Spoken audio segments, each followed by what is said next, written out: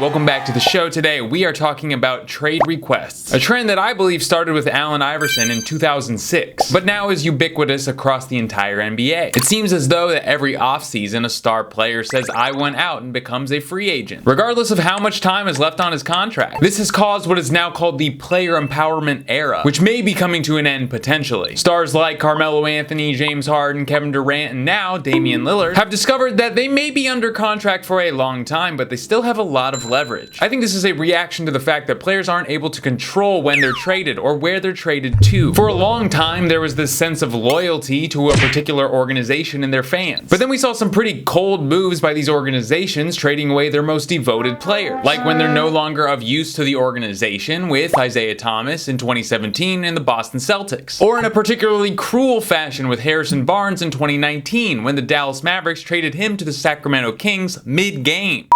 Reportedly, Harrison Barnes, mid-game, is being traded to Sacramento for Justin Jackson and Zach Randolph. We are seeing more tension between the players and the owners than we are seeing players have beefs with each other. Ultimately, I think this is a very natural and positive progression in the NBA and in sports in general. But I believe we are in for a few more toxic off seasons before this evolution takes its final form. Because just as players can support each other in this player empowerment era, so can the owners. So if a trade requesting player is a star in the league, they are blessed and they will probably go to a team that is a contender. The teams that are in a rebuilding phase aren't going to make a move for an expensive player that's not on their timeline. Take Allen Iverson. When he made his trade request, he was traded to the Nuggets, who finished third in the West the season before. Another important factor in the Allen Iverson trade was that the Sixers were going through a rebuilding phase, so they were motivated to trade Allen Iverson away. But Allen Iverson didn't give anyone a list of teams he wanted to be traded to. I think if he did, the Sixers probably would have laughed in his face. If you want out, that's fine, but we're sending you where we're sending you, pal. So Iverson was in a very similar position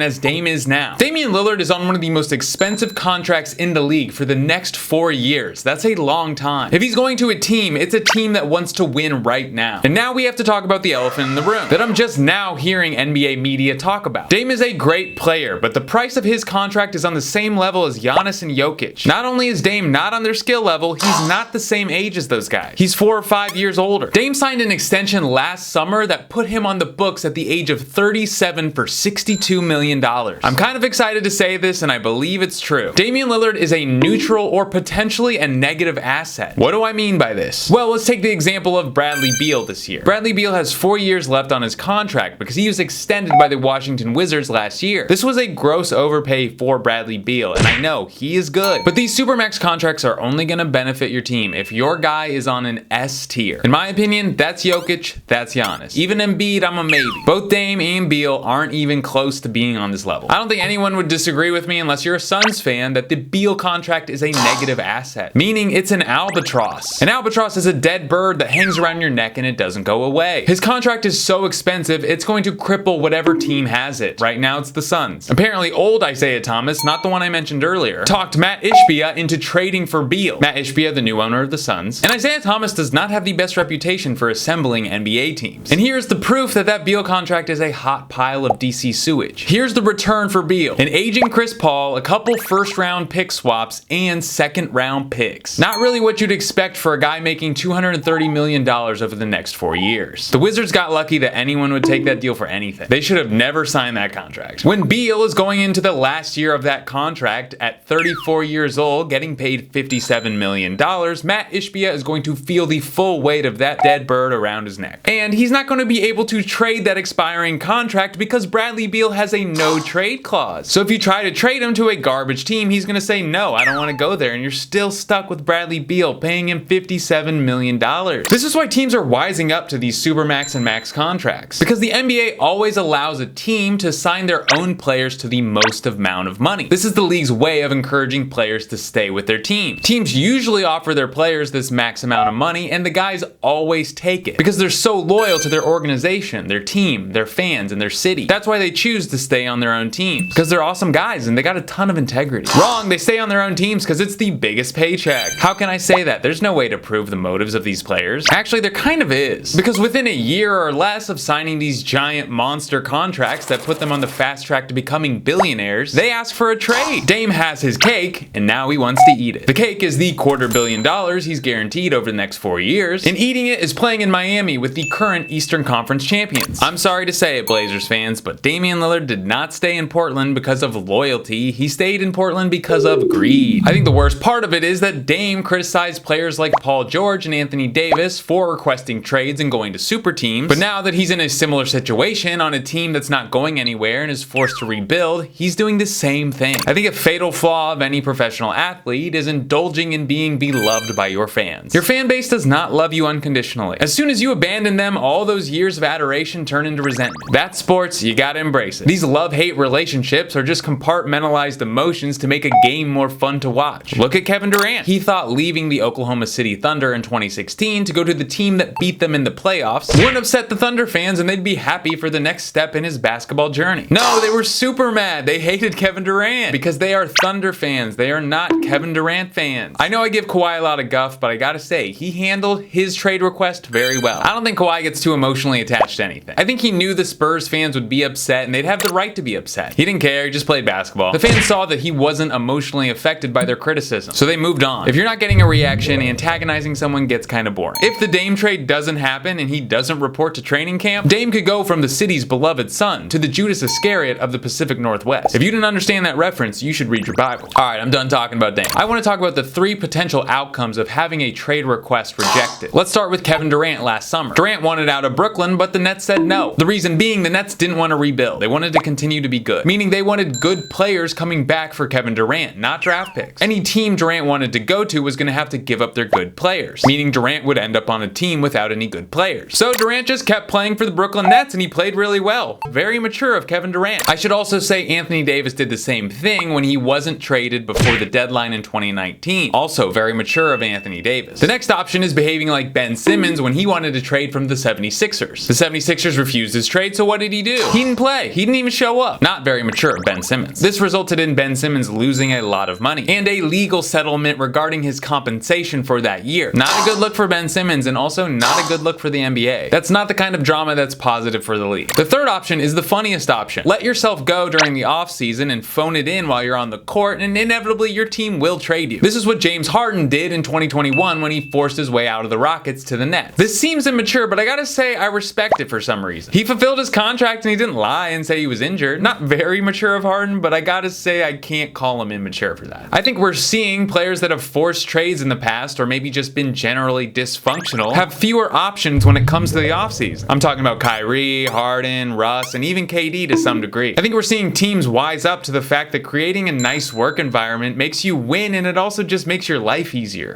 Alright, I'm sure there are more examples of forced trades that went different ways, and if you remember, leave a comment, tell me what I missed. So thanks for being here. I'm always down to do a part 2, but be good to your mothers, eat a corn dog, kiss your dog.